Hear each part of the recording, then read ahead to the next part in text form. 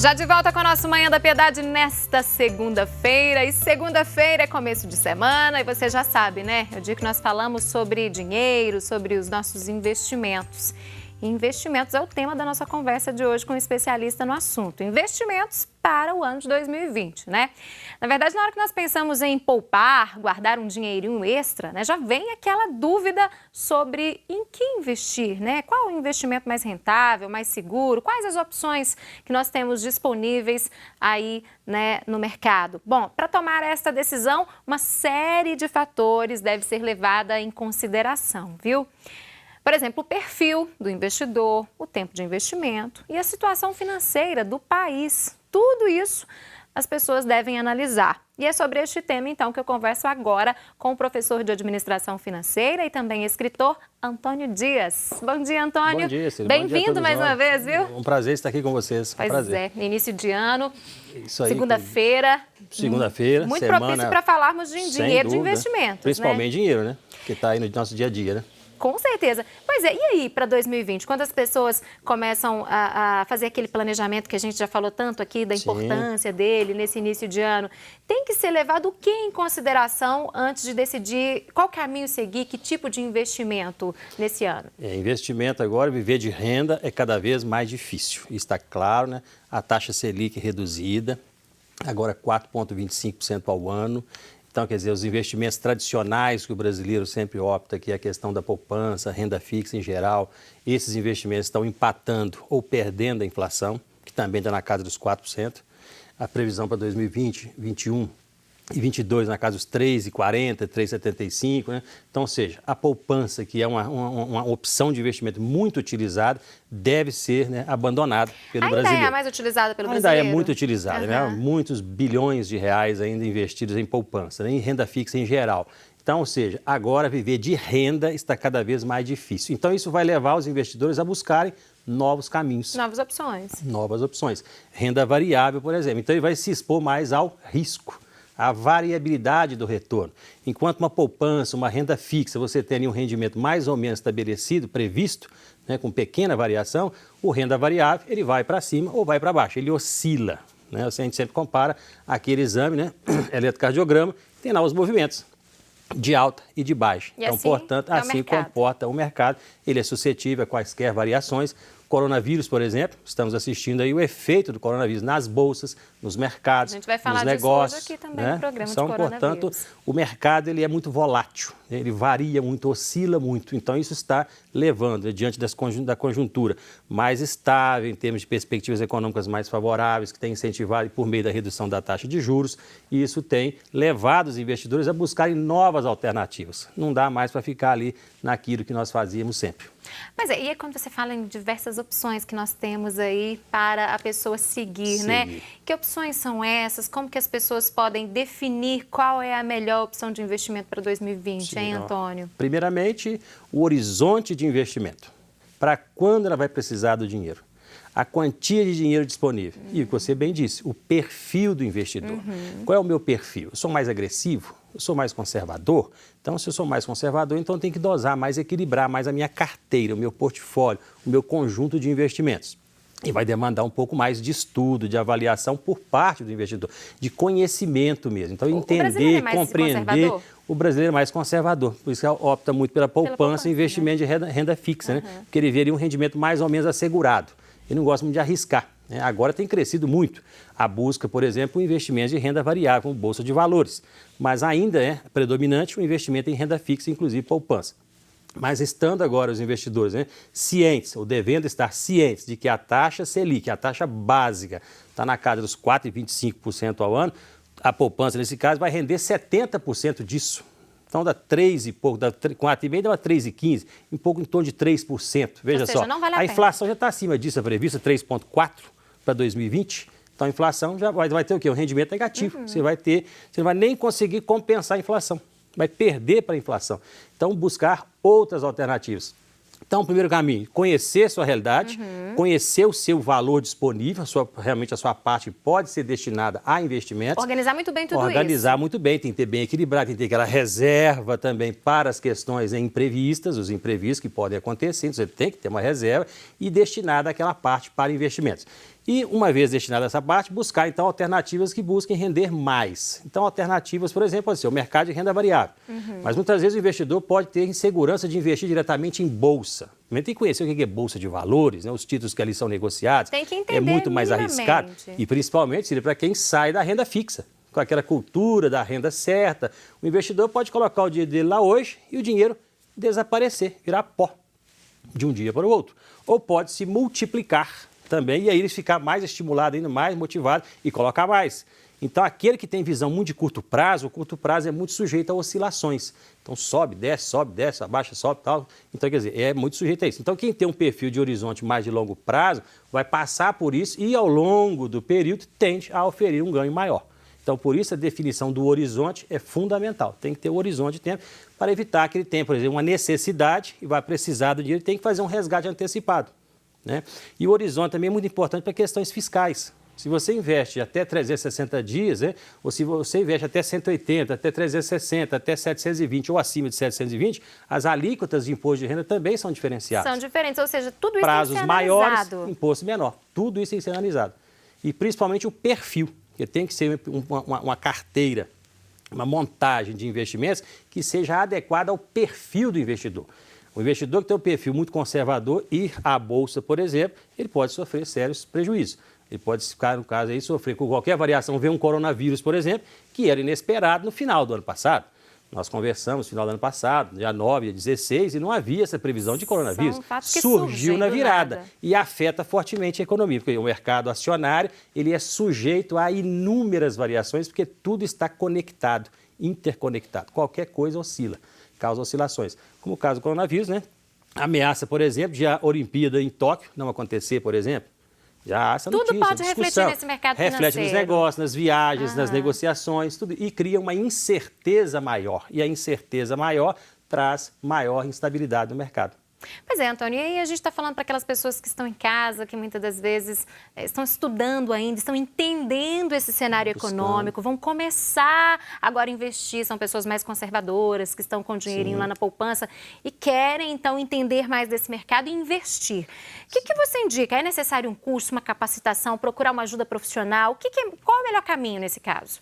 O brasileiro tem que estudar mais, vai ter que estudar mais finanças, vai ter que compreender mais, porque o investimento em poupança e renda fixa, os mais tradicionais, com, portanto, rendimentos mais bem assegurados, ele é mais acomodado. Vai lá e coloca o dinheiro e acabou. Agora ele tem que buscar alternativas. Então, ele vai ter que compreender o funcionamento dos mercados, vai ter que estudar um pouco mais de administração financeira e buscar também auxílios, né? E há diversas corretoras, diversos sites, blogs, isso aí é farto. Ajuda é o que não falta, né? Ajuda é que não falta. Basta buscar e estudar para compreender a dinâmica, ter mais ou menos um conhecimento, claro que não vai ser especialista, mas ele vai ter um conhecimento para compreender, inclusive, quem estiver ajudando, comentando, discutindo algo, ele compreender o que o outro está falando. E vai saber também que ele estará mais sujeito a risco. E o que é o risco? É a variabilidade do retorno.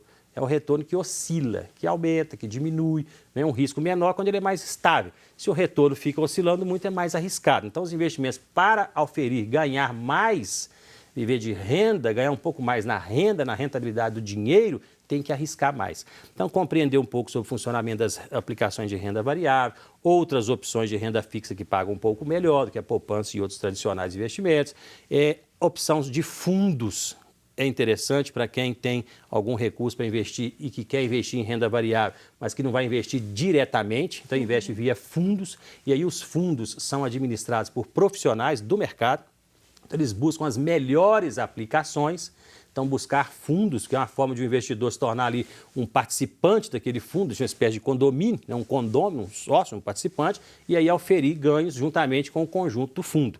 E esses fundos têm taxas de administração, tá? Esse é um ponto a ser observado. Tem que alguns colocar têm lá na taxas planilha maiores, também. taxas menores. Sim, porque senão vai corroer toda a rentabilidade. É verdade. Tá vendo? São detalhes. Então, ele vai conhecer isso o quê? Estudando, buscando informações. E outra questão importante, Ciro, ter cautela.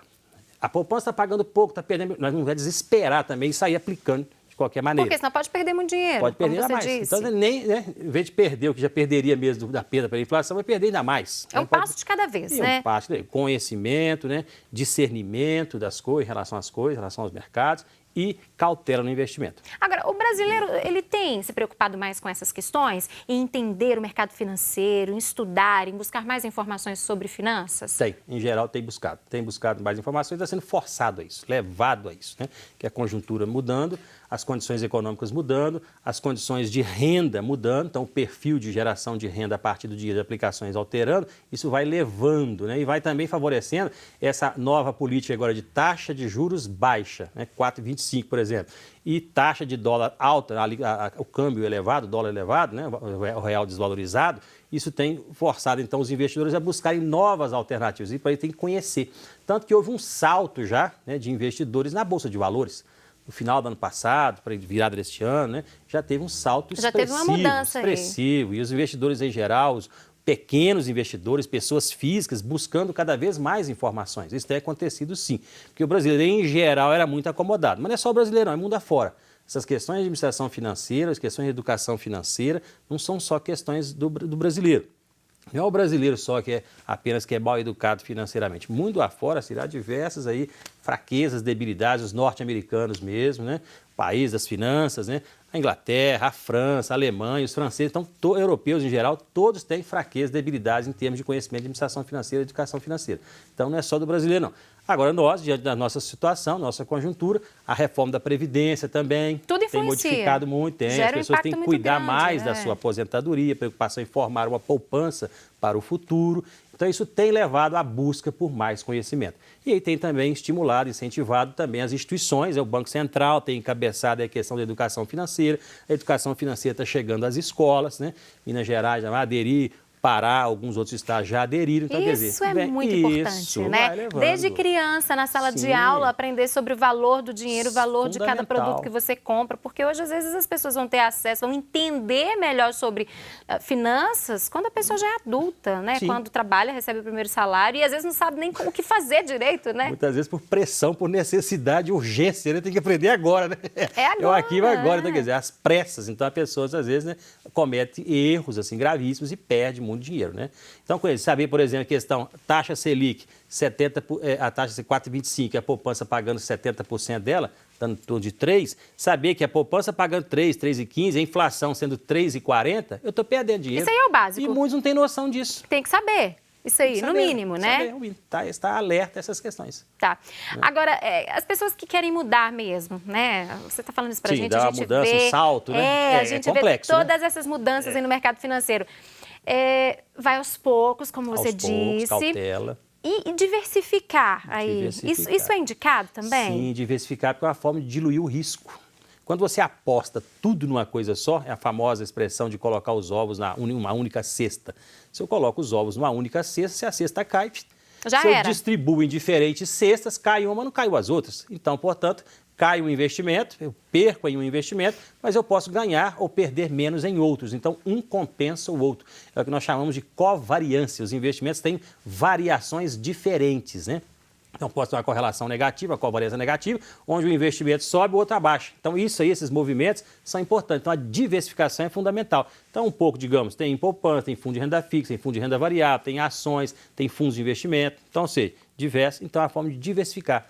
É uma forma de assegurar um retorno melhor e reduzir o risco. Fundamental. Agora, investir em imóveis. O brasileiro tem muito disso também, né? Em comprar imóveis, garantir lá o aluguel e tudo mais. Ainda é uma boa para 2020 ou não? Depende da situação, porque imóvel tem as questões dos custos de manutenção do imóvel, né? O próprio investimento, o capital que é ali imobilizado, né? Os valores dos aluguéis não estão muito favoráveis, né? 0,4%, 0,5%, 0,5%, 0,4% do valor do imóvel, né? Uma operação, por exemplo, a instituição que eu atuo como membro do Conselho Fiscal, por exemplo, fez uma operação de venda de um imóvel, né? E aluguel do próprio imóvel pagando 0,7%. A pedida inicial era de 0,75%, reduziram para 0,7%. Ou seja, é até um valor até razoável, porque no mercado em geral, consultamos algumas pessoas do mercado, 0,4%, 0,45%, 0,5%. Então, é um retorno baixo.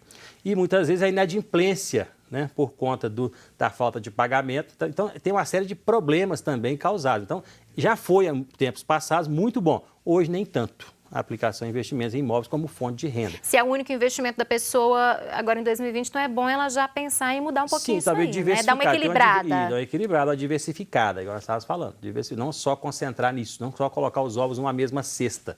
Talvez diversificar um pouco mais. Agora, muitas pessoas também resolvem arriscar de alguns bens que elas têm, às vezes de imóveis, até o imóvel que serve como moradia, tem um único imóvel, para fazer investimentos e aí a pessoa mora de aluguel. Esse é um bom... A gente vê muito isso, né? Esse é um bom caminho, não é? O que a gente pode esperar disso esse ano? Em finanças se prega isso, né? Em finanças diz que o melhor é não ter patrimônio algum. E viver, por exemplo, pagar aluguel e tudo mais. Você não ter aquele capital imobilizado, você tem um veículo, por exemplo. Um veículo tem um custo de manutenção, depreciação, que é enorme. Você paga lá 100 mil no automóvel, você vai revender 2, 3 anos depois, vale 70, 60, dependendo do carro, inclusive. Sai quando a concessionária já perdeu o valor, né? Então você vê como é que perde. Não é investimento, tá vendo? Não é investimento. Então você vê que não é investimento. Imóvel é investimento, que é um bem que tem perspectiva de gerar renda. Mas ele também tem uma série de problemas, como nós acabamos de falar. Os custos, inadimplência, problemas, né, diversos. E a taxa de remuneração baixa, né, relativamente baixa. Como tudo está baixo também hoje em dia, né? Se considerar o 0,4, 0,5 em relação aos investimentos de renda fixa, está até razoável, mas é baixo pelo valor imobilizado. Então, essa de vender tudo é uma questão mais agressiva, né? A pessoa é um risco tirar grande. O imóvel, né, porque dá uma segurança à família, né? Tem questão da família, não é só o indivíduo. O indivíduo em si, por si só, poderia pensar, não, seria melhor fazer isso. Mas não, a segurança da família, o conforto da família, é o imóvel que eu quero agora, com as características perfeitas para a família. Então, depende muito disso também, né? Essas questões particulares da pessoa. De cada um, né? Isso, mas é uma alternativa do ponto de vista financeiro, seria o melhor dos mundos, digamos. Eu vou vender, não vou ter capital imobilizado e vou dar uma destinação outra a esse capital. Tipo, eu vou investir em algum empreendimento, algum negócio que vai gerar renda, uma renda muito superior ao valor, então, portanto, que eu vou pagar de aluguel. Então, eu consigo custear, bancar o aluguel e custear as despesas da família, ter renda e ter um negócio, criando alternativa, inclusive, para a própria família, né? É o caso do livro que eu estou publicando agora, que eu estava comentando inicialmente, que é uma pessoa que criou um negócio, o negócio se tornou uma alternativa, além dele, em si, da própria família. Tem que usar a criatividade. Filhos, trabalho. Então, criatividade, que o brasileiro tem muito, né? De sobra. Então, de sobra. Tanto que ele é muito empreendedor, Exatamente. né? O Brasil é um celeiro de empreendedores, né? A motivação, a criatividade é enorme, né? E a confiança, aquela euforia do brasileiro, né? O alto astral, sempre, né? Pois é, então, aí é um caso a se pensar.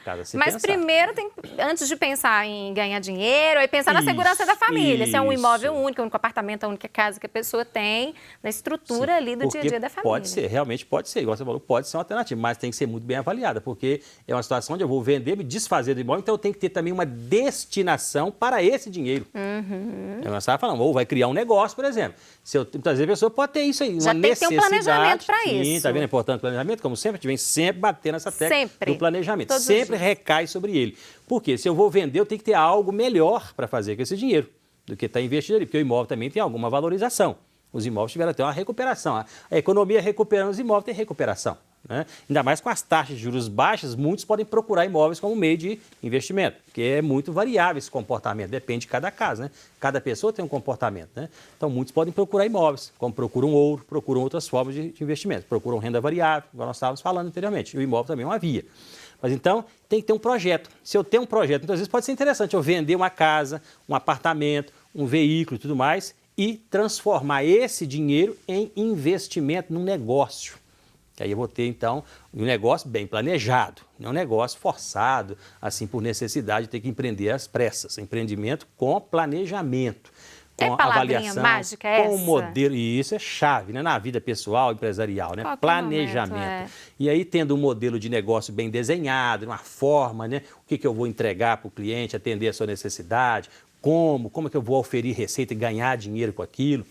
Isso aqui vai dar retorno, isso aqui é viável. Tem que ter aí isso eu posso tudo, fazer isso aí. De certa forma, garantido, né? Sim, mais ou menos. Porque senão a pessoa fica perdida com aquilo. Lógico, garantir 100% não dá para ter, porque é um projeto, né? É uma previsão. Mas tem que ter uma previsão ali, tudo bem definido. Um mapa com a margem. Senão a pessoa vai perder dinheiro. Isso, tem que ter um planejamento com a margem, tem sempre uma margem. Porque as previsões, como previsões, não quer dizer que são algo, não é algo certo, é algo planejado. Tem probabilidades de ocorrência, né? Pode ocorrer 100% ou não. Agora, Antônio, a gente vê muito aí, né, que está revolucionando o mercado de trabalho, inclusive, meios de transporte, que são os aplicativos, né?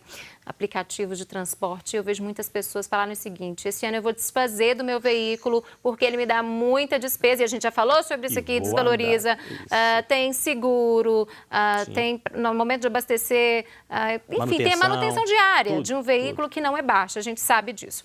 E muita gente está desfazendo os veículos e passando a usar os aplicativos como meio de transporte principal. Esse pode ser um caminho também para as pessoas economizarem? Pode ser um caminho. Também, de mesma forma, dependendo de cada caso. É um clássico também em administração e gestão, é a palavra depender, né? Depende. Que depende da situação. Se uma pessoa que usa, digamos, menos um automóvel, aquele que retira o carro da garagem 2, 3 vezes na semana, ou às vezes até no fim de semana, só. Tem carro que fica parado a semana inteira na garagem. E independente se está parado ou não, está dando despesa, né? Está dando despesa, está depreciando. Se não tiver nada, está depreciando, perdendo valor. Na hora que for entregar na concessionária onde for, ele vai lá 60%, 50% ou até menos por cento do valor original. Então é o seguinte, depende da situação. Se esse caso de pouco uso e tudo mais, é uma situação assim, característica de trocar. Vender aquilo e utilizar o dinheiro, então, no caso, para investimento, né? Aplicações diversas, de acordo com o perfil. Tem um projetinho já para esse dinheiro. Um projetinho bem feito também, né? Vender por vender e colocar na poupança, por exemplo. Não, né? Também não, né? E vai perder para a inflação também lá. E ter aí, no caso, a substituição desse veículo próprio pela utilização do Uber, dos aplicativos em geral. Né? Sim. Agora, se é aquele que tem um carro, necessidade de utilização constante. E às vezes a distância é grande. Usa para o trabalho. Né? E aí não pode ter atrasos. Pede lá um carro no aplicativo, demora lá meia hora. Não, agora vai gastar 30 minutos, agora 35, agora 40, agora não vem mais, igual acontece muitas vezes, abandonou a viagem. Isso vai deixar a pessoa insegura, pode trazer problemas. Aí traz problema. Então, quer dizer, é de se avaliar. Mas é uma via interessante do ponto de vista financeiro, sim. Porque você está trocando, então, um investimento, um capital empatado, que tem um custo de oportunidade alto, que o dinheiro está ali colocado no carro e perdendo valor, porque veículo não é investimento, jamais foi, jamais será. Só perde valor. Diferentemente de um imóvel, de um terreno, de uma fazenda, de um sítio que ganham valor. Em geral, ganham valor, aumentam de valor. O investimento, ele gera valor por si só. A variação patrimonial, ele ganha valor por si só. Né? E além de gerar retorno, você pode explorar uma atividade qualquer. Né? Então pode ser uma tendência para 2020 também, né? Acho que tende a ser, sim, Cília, porque é o seguinte, com as ruas congestionadas, excesso de veículos... Estresse do trânsito. Estresse do trânsito. Meu Deus do céu. A tendência da simplificação da vida. É um movimento que já vem acontecendo em grandes cidades. E já aconteceram várias mudanças, né?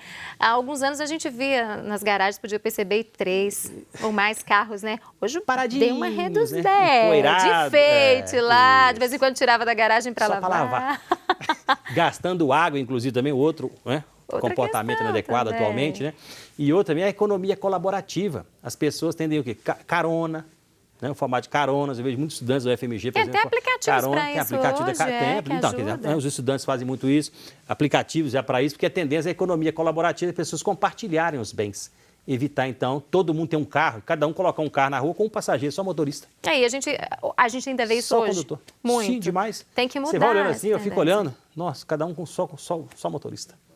Pois é, aí a gente falou de imóveis nessa questão de investimento, tem carros. Economia doméstica também entra nisso aí? Dá para apertar um pouquinho ali dentro de casa também, para poupar um dinheirinho, Antônio? Sempre dá, sempre tem onde cortar, né? Sempre tem supérfluo, tem itens desnecessários, tem consumo exagerado. Sempre dá para enxugar alguma coisa. Você deu um exemplo da água, né? Consumo de água, por exemplo. Às vezes a gente acha tão comum deixar a torneira aberta lá para escovar os dentes e tudo mais. São lavar um rosto, passa lá, fica esfregando e a água tá caindo. Chuveiro, por exemplo, tomar banho, fica lá, né? Saboando, tá lá, e o chuveiro, a água está descendo. Vai lavar um cabelo, tá lá esfregando e a água tá descendo. Não pode, tem que mudar os hábitos, os comportamentos, né? Economia de energia, luzes acesas necessariamente.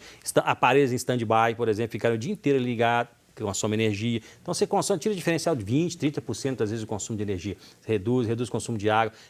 Gastos fora de casa, com restaurante, gastos muitas vezes muito no fim do mês. Sim, sem dúvida, não supera. Fica de olho nas promoções de supermercados, sim, exagerando nas promoções, sendo motivando para em promoção, vamos levar. Quer comprar chega tudo, lá, muitas vezes compra até fora do prazo de validade, nem olha o prazo de validade, deve ter vencido o próximo a vencer. Ou compra produto demais e acaba perdendo. Produto demais, estraga. Então, ou seja, dá sim, é mudar hábito e comportamento. Né, num momento de mais escassez, né, e de busca pela otimização do recurso. Eu tenho que fazer mais com menos, eu tenho que ser eficiente. Esse conceito ser aplicado nas famílias, eficiente. Utilizar o recurso disponível da melhor maneira possível, poupando sempre. E poupar não é só dinheiro, poupar tudo, poupar tempo, energia, água, tudo. Tempo é dinheiro, Gás, né? Já é um ditado antigo aí que faz Tempo todo sentido, né? Isso aí. Bom, então para você que às vezes está pensando, poxa, mas está difícil a situação em 2020, acho que eu não vou conseguir poupar e tudo mais, às vezes consegue apertar tudo aí na sua casa, economizar, vai ver que vai ter um dinheirinho sobrando. Assinaturas de revistas, Também, de TV. Sempre dá para ligar, negociar. Negociar. Planos de internet, às vezes você quer mais, quero mais, não, eu não preciso daquilo. Adequar às necessidades. Isso é muito importante. É uma reflexão, né? As pessoas às vezes não fazem essa reflexão, não param para pensar. É aquele valorzinho de R$50 por mês, R$20 por mês, R$30 por mês, que vai, se você pensar naquilo ali, 1 ano, 2, 3, 4, 5, 10 anos. E é muito dinheiro, viu? Que às vezes a gente gasta e nem percebe para onde foi. Aquela expressão da roça, a galinha enche o papo de grão em grão, né? Exatamente. É isso aí, de centavo em centavo, de real em real, que se faz a diferença muitas vezes. E pode ser essa diferença aí para a pessoa investir, né? Sem dúvida. Né? Antônio, muito obrigada. Gostei muito das dicas. E até a próxima. Até a próxima. Muito obrigado. Felicidades para todos nós. Para todos nós. E você aí de casa, continue conosco. Vamos para um rápido intervalo. Eu volto daqui a pouquinho. Não saia daí.